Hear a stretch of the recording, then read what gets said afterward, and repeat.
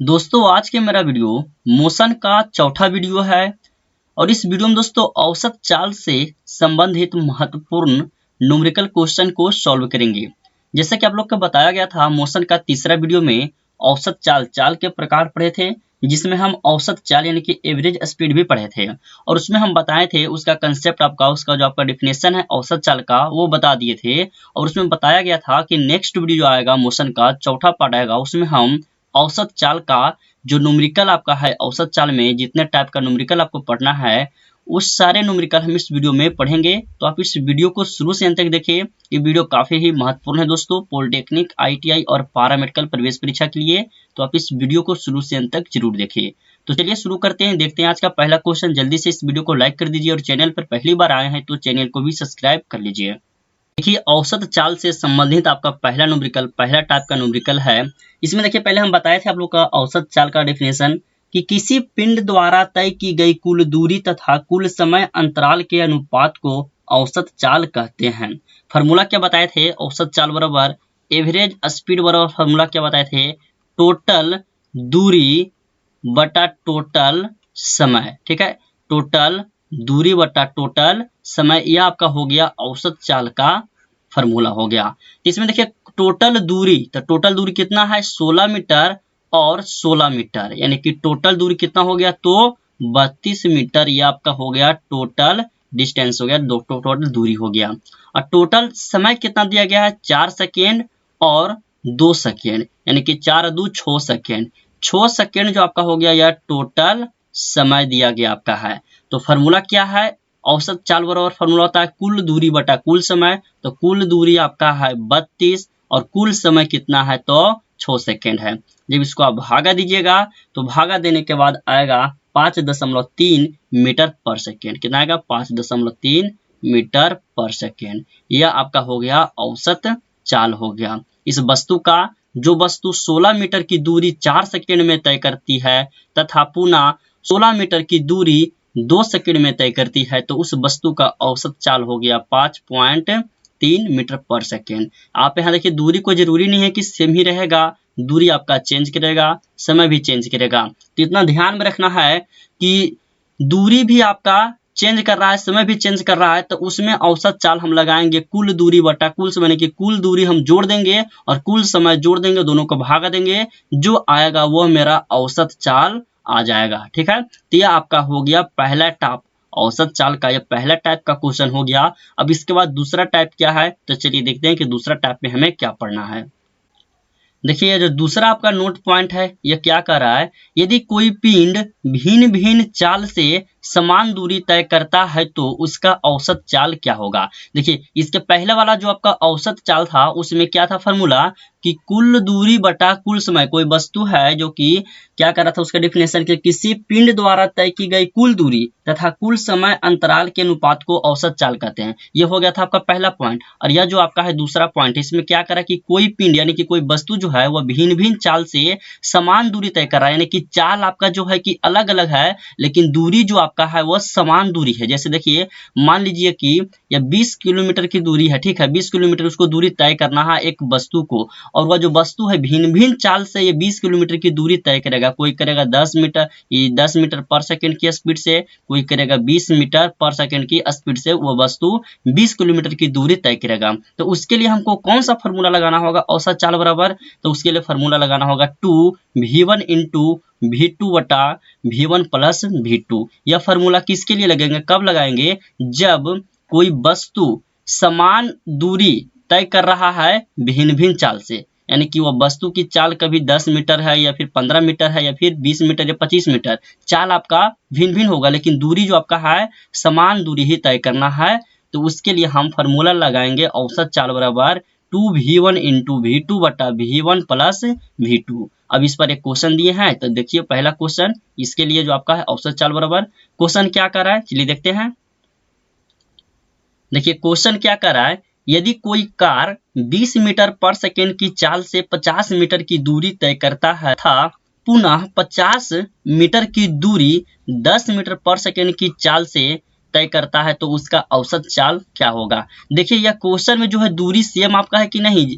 जो car 20 metre पर second की वेग से 50 मीटर की दूरी तय कर रहा है, वही कार फिर 10 मीटर की चाल से 50 मीटर की दूरी तय कर रहा है। यानी कि दूरी जो आपका है, डिस्टेंस जो आपका कितना है, 50 मीटर आपका दिया गया, दोनों सेम है, लेकिन चाल देखिए अलग है, 20 मीटर है यहाँ पर सेकेंड और 10 मीटर पर सेकेंड है। तो इसके लिए हम फार्मूला क्या बताए थे, औसत चाल बराबर फार्मूला था दोस्तों 2v1 इंटू v2 बटा v1 प्लस v2। यह जो आपका फार्मूला है किसके लिए फार्मूला है, तो दूरी बराबर रहेगा और चाल अलग अलग रहेगा, यानी कि भिन्न भिन्न रहेगा, उसके लिए ये आपका एवरेज स्पीड बराबर फार्मूला होता है। ठीक है, तो यहाँ पर देखिए दूरी आपका कितना है, 50 मीटर है, यहाँ पर 2, तो चलिए इसको सॉल्व करते हैं। 2 होगा v1 इंटू v2, तो v1 कितना है, पहला चाल कितना है 20 मीटर पर सेकेंड, यहाँ पर लिख देते हैं v1 बराबर है आपका 20 मीटर पर सेकेंड और v2 बराबर कितना है, तो 10 मीटर पर सेकेंड। ठीक है, तो यहाँ पर देखिए v1 आपका कितना है 20 है और गुना v2 कितना है दोस्तों, तो v2 आपका 10 है और बटा v1 प्लस v2, तो v1 कितना है 20 है और प्लस v2 10 है। यहाँ पर होगा 2 के 200 और 200 गुना 2 करेंगे तो कितना होगा, तो 400 होगा बटा 20 और 10 कितना होगा, 30 होगा। तो एक जीरो से एक जीरो कैंसिल हो गया। जब इसको आप सॉल्व कीजिएगा तो आएगा दोस्तों 13.3 मीटर पर सेकेंड। कितना आएगा, 13.3 मीटर पर सेकेंड। यह आ गया औसत चाल, एवरेज स्पीड आ गया। एक बार फिर से हम इसका थ्योरी आपको बता देते हैं।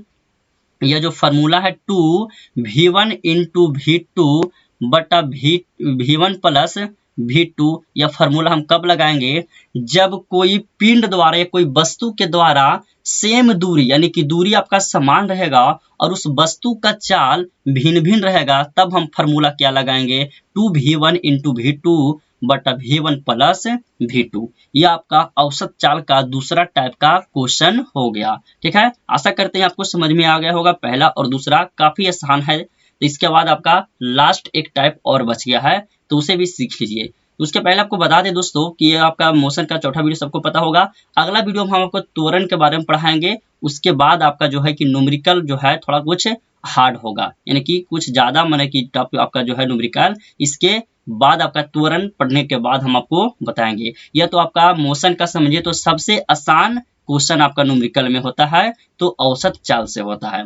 ठीक है, तो दूसरा टाइप आप पढ़ लिए हैं। अब चलिए तीसरा टाइप देखते हैं। तीसरा टाइप आपका औसत चाल में किस तरह का आपका न्यूमेरिकल तीसरा टाइप में बनाना है। देखिए यह जो आपका तीसरा टाइप है, औसत चाल का तीसरा टाइप क्या कर रहा है, नोट में ये सब आप लिख लीजिएगा कॉपी पे या फिर याद रखिएगा। यदि कोई पिंड भिन्न भिन्न चाल से समान समय तक चलता है तो उसकी औसत चाल होगी। देखिए कह रहा है कि कोई पिंड यानी कोई वस्तु भिन्न भिन्न चाल, यानी कि चाल भी इसमें आपका भिन्न भिन्न है, भिन्न भिन्न चाल से समान समय तक, इसमें समय जो आपका है सेम है, तो उस वस्तु का औसत चाल क्या होगा। समझिएगा, इस नोट पॉइंट को समझिएगा, इसका मतलब क्या है। देखिए यह आपका वस्तु ए है, ठीक है, और आपका समय दिया गया है 60 मिनट आपका समय दिया गया है दूरी तय करने के लिए। मान लीजिए कि 50 किलोमीटर की दूरी 60 मिनट आपका दिया गया है, यानी कि 60 मिनट में आपको 50 किलोमीटर की दूरी तय करना है इस वस्तु ए के द्वारा, और वस्तु यह आपका बी है। तो ठीक है, आप चाहे तो स्पीड आपका 20 मीटर पर सेकेंड के स्पीड से चलिए या 20 किलोमीटर पर सेकेंड के स्पीड से चलिए, जैसे आपको चलना है, लेकिन चाल जो है, जो आपके दोनों वस्तु का चाल आपका भिन्न भिन्न है, कि चाल सेम नहीं है।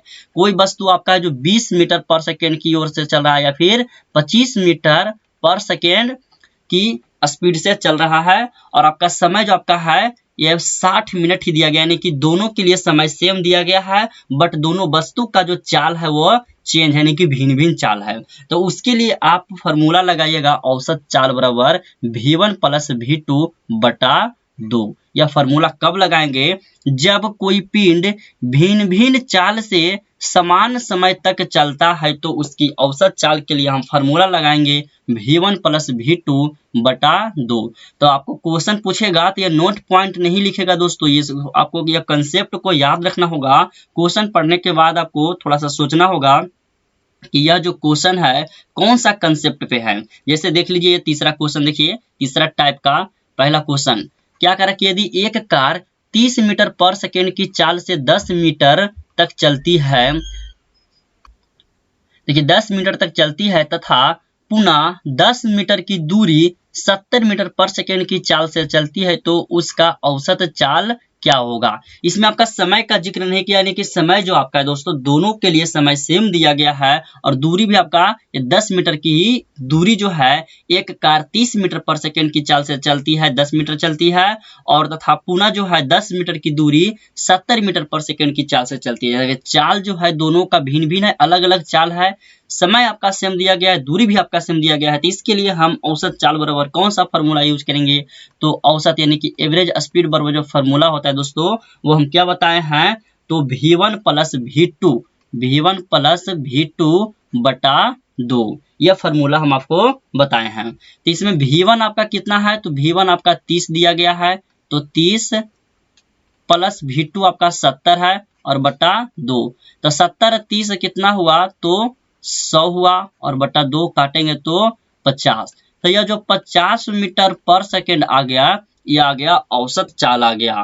तो इस तरह से आपका तीसरा टाइप का क्वेश्चन पूछेगा औसत चाल से संबंधित। आशा करते हैं कि आपको यह तीसरा टाइप भी समझ में आ गया। औसत चाल से संबंधित यह 3 टाइप का क्वेश्चन आपको बता दिए हैं और एक टाइप और बच गया है, तो उसे भी हम इसी वीडियो में देख लेते हैं कि चौथा टाइप आपका क्या है, चौथा टाइप में किस तरह का औसत चाल से संबंधित न्यूमेरिकल पूछे जाते हैं। तो चलिए देख लेते हैं चौथा टाइप भी किस तरह आपका उसमें न्यूमेरिकल पूछा जाता है। देखिए नोट पॉइंट में आप लिखिएगा चौथा टाइप में नोट पॉइंट, यदि कोई पिंड v1 चाल से चलना प्रारंभ करता है तथा रुकते समय उसकी चाल यहाँ v2 होगा, ठीक है, रुकते समय उसकी चाल v2 हो जाती है तो ठीक उसके बीच औसत चाल क्या होगा, उसके बीचों बीच जो आपका है औसत चाल क्या होगा। कह रहा है कि कोई एक पिंड है, मानिए एक कार है, ठीक है, कार जो है कि v1 चाल से चलना प्रारंभ करता है, शुरू करता है, और वह कार रुकते समय उसका चाल